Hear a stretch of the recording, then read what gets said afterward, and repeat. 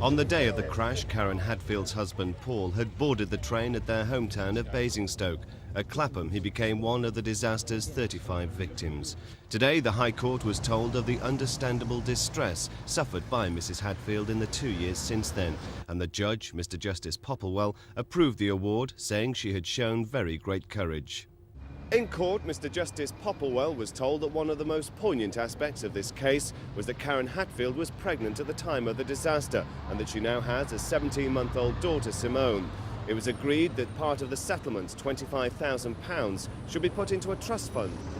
She'll receive the money when she becomes 21. This was the second damages claim arising from the Clapham disaster to reach court. Last March, Carol Perry Lewis, who helped unveil the Clapham Memorial, received £106,000 for the loss of her husband. And today's settlement brings to 14 the number of fatal injury claims settled so far. In addition, more than 250 claims for personal injury have now been agreed, at a total cost of £4 million. But it still leaves BR to settle many more claims. If we just deal with the fatal cases, I really don't think it ought to take very much longer because, as I say, it's a question of arithmetic.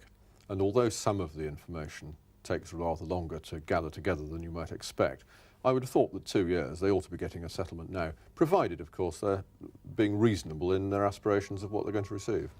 Today, Karen Hadfield's wait came to an end. She said as she left court, she was just pleased it was all over. Rob McBride at the High Court for Thames News.